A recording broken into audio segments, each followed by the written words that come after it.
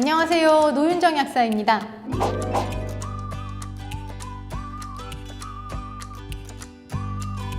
오늘은 어르신들이 많이 섭취하는 영양제와 영양제 구매할 때 도움이 되는 몇 가지 팁을 정리해 보도록 하겠습니다.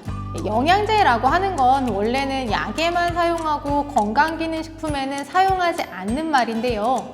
건강기능식품이 말이 너무 길고 일반적으로 어르신들이 두 가지 다 영양제로 많이 이야기하셔서 오늘은 건강기능식품도 다 합쳐서 영양제로 표현하는 점 양해 부탁드릴게요. 어르신들이 많이 섭취하는 영양제는 세 종류가 있는데요. 우선 첫 번째는 혈행 개선, 즉 혈액순환에 도움을 주는 오메가3, 그리고 관절 영양제인 MSM, 마지막으로 눈 영양제인 루테인이 있어요. 각각의 기능과 구입할 때 알아두면 좋은 팁, 그리고 주의할 점에 대해서 정리하도록 하겠습니다. 첫 번째는 오메가3입니다. 오메가3는 어르신들이 제품 보시게 되면 EPA 및 DHA 함유 유지 이렇게 원료나 성분에 표시가 되어 있는데요. EPA와 DHA가 들어있는 기름이라고 생각하시면 돼요. 이제 고등어에는 EPA와 DHA 말고 다른 좋은 기름도 많이 들어있어요. 그런데 여러 가지 중에서 이 두 가지가 우리 몸에서 기능을 강하게 발휘하기 때문에 별도의 보충제로 만든다라고 생각하시면 돼요. 이름 너무 기니까 우리는 오메가3라고 부를게요. 이제 오메가3는 어르신들이 드시는 하루 섭취량에 얼마나 들어있냐에 따라서 기능이 조금씩 변하는데요.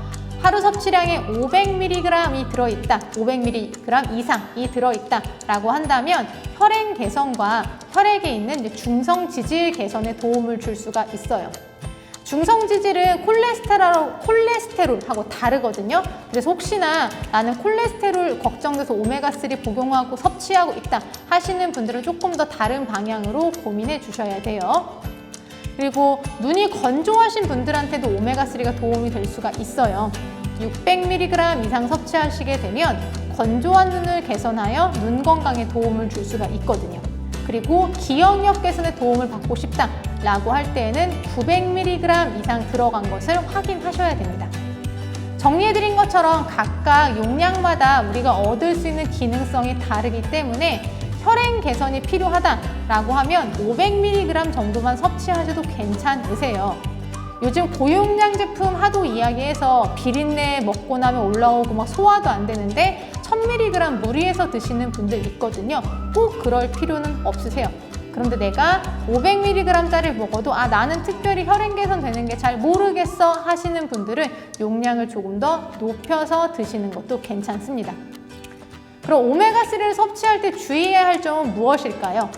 앞에 말씀드린 섭취량과 연결되는 건데요. 우선 첫 번째는 식약처에서 정한 최대 섭취량을 지키는 겁니다. 식약처에서는 다양한 과학적 근거를 바탕으로 장기간 안전하게 섭취할 수 있는 오메가3의 최대, 그러니까 가장 많이 먹을 수 있는 양을 2g, 이제 2000mg이에요. 이걸로 정해 놓았어요. 만일에 내가 2000mg 이상을 너무 오랫동안 먹게 되면은 설사라던가 위장장애 혹은 출혈 위험이 심해질 수도 있어서 이거는 일반적으로 권장드리지는 않아요. 그다음에 두 번째는 심장이나 혈관 수술을 한 지 얼마 지나지 않았다면 전문가와 상의하시고 섭취하는 것을 권장드려요.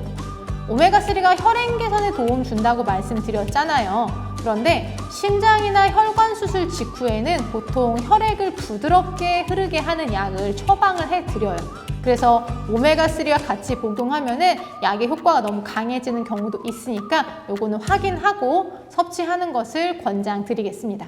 두 번째는 관절 영양제 MSM입니다. 이름이 조금 어렵죠. 이 MSM이라고 하는 것은 하루에 1.5에서 2g, 그러니까 1500에서 2000mg 섭취하면 관절 및 연골 건강에 도움을 줄 수 있는 성분인데요. 관절 영양제는 크게 연골의 구성 성분으로서 작용하는 것과 염증을 완화해서 관절에 도움을 주는 것으로 나눠요. 근데 이 MSM은 염증을 완화해서 관절 및 연골 건강에 도움을 줄 수 있다라고 생각하시면 됩니다. 소염 진통제처럼 아주 빠르고 강력한 효과는 아니고요. 4주에서 12주, 그러니까 한 달에서 석 달 정도 섭취하시게 되면 염증이 더 심해지는 것을 방해해서 관절 및 연골을 보호하고 건강에 도움을 준다, 그런 거라고 생각해 주시면 돼요. 이제 MSM만 섭취하는 것도 좋은데 아까 연골의 어떤 구성 성분으로 작용하는 것도 있다라고 말씀드렸잖아요. 그래서 뭐 콘드로이친이나 글루코사민 같이 연골 구성 성분으로서 작용하는 것 같이 드시면 더 도움이 될 수 있고요. 관절이 건강하려면 뼈도 건강해야 같이 보호할 수가 있거든요. 그래서 뭐 뼈 건강에 도움을 주는 칼슘 같은 것도 함께 드시게 되면 이제 관절과 연골을 더 폭넓게 관리하실 수가 있을 것 같아요. MSM을 섭취하실 때에도 주의하셔야 될 게 두 가지가 있는데요.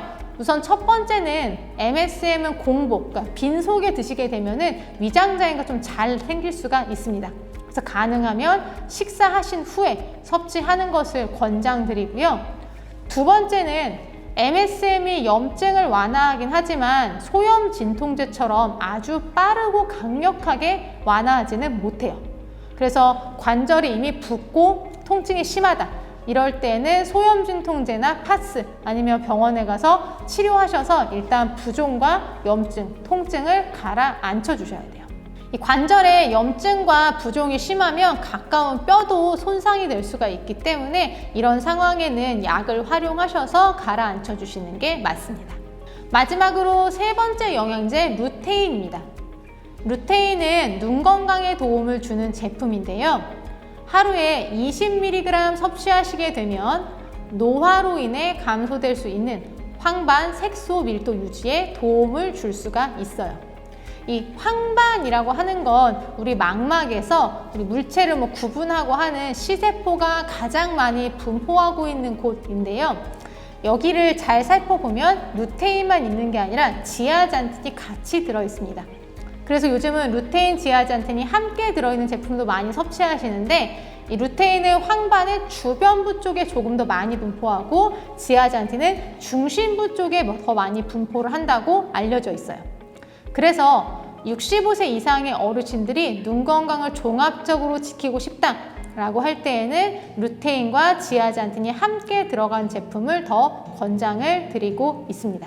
그런데 이 루테인이라고 하는 거는 눈을 보호하는 물질이긴 하지만 어르신들이 많이 겪는 건조증에는 아주 직접적으로 도움을 주지는 못해요. 그래서 내가 뭐 루테인을 복용을 섭취를 해도 건조감이 너무 심하다, 이럴 때는 건조감에 도움을 주는 비타민 A나 오메가3를 섭취하시는 것을 권장드리겠습니다.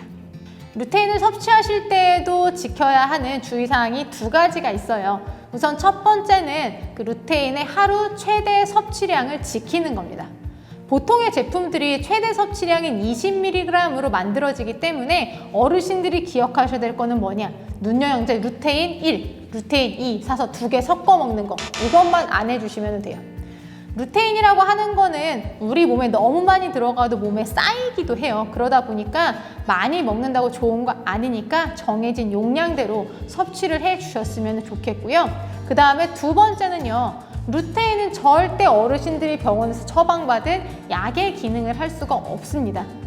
뭐 이제 녹내장이라던가 뭐 백내장이라던가 뭐 다른 염증 질환 등등으로 병원에서 처방받으신 거는 처방받으신 대로 사용하시는 거고요. 루테인은 눈을 보호하는 영양제다 정도로 생각하고 활용해 주시면 좋을 것 같습니다. 어르신들이 뼈 건강이나 골다공증 치료 목적으로 많이 섭취하는 칼슘제가 있어요. 이거는 철분제와 함께 드시면 안 돼요. 어르신들이 철분제를 뭐 아주 많이 섭취하진 않으시지만 뭐 위장 질환을 너무 오래 앓으셨다거나 고기를 많이 섭취하지 않으셔서 빈혈로 철분제를 처방받으시는 경우도 있거든요. 이럴 때에는 칼슘과 철분은 같이 섭취하시게 되면 서로 흡수를 방해하기 때문에 꼭 2시간 이상의 간격을 떼고 섭취를 하셔야 제대로 된 치료를 하실 수가 있어요. 영양제는 식사에서 부족한 것을 보충하는 비타민, 미네랄, 이 종류와 두 번째로는 우리 몸의 기능 향상에 도움을 주는 제품으로 나눌 수가 있는데요. 기능 향상에 도움을 준다라는 건 앞서 설명드린 뭐 MSM, 루테인 이런 거 생각하시면 돼요.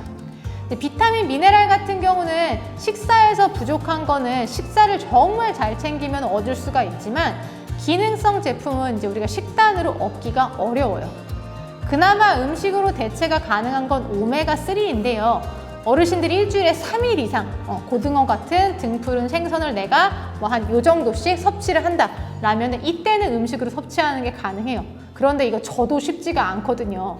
그만큼 식단을 통해서 그 영양제만큼의 효과를 얻기는 어려울 수도 있어서 필요하시면은 영양제를 활용하는 편이 더 나을 것 같고요. 한 가지 더 말씀드리고 싶은 건 비타민, 미네랄은 어르신들이 식사를 하셔야 그 식사에서 얻은 걸 더 잘 활용할 수 있게 도와주는 거예요. 그러니까 식사 거르고 영양제 먹으니까 나는 괜찮아 이렇게 생각하시는 거 절대 안 돼요. 속이 안 좋더라도 소화가 좀 덜 되더라도 식사하시면서 영양제 챙겨 드시는 거 꼭 기억해 주세요. 오늘은 어르신들이 많이 섭취하는 영양제를 구입할 때 기억하면 좋은 점, 그리고 섭취할 때 주의하셔야 될 사항에 대해서 알아보았는데요. 저희가 다음은 마지막 시간이에요. 마지막 시간에는 어르신들이 많이 복용하는 당뇨약과 혈압약 복용하실 때 기억하셔야 될 사항들에 대해서 이야기 나눠보도록 하겠습니다. 오늘도 모두 수고 많으셨습니다.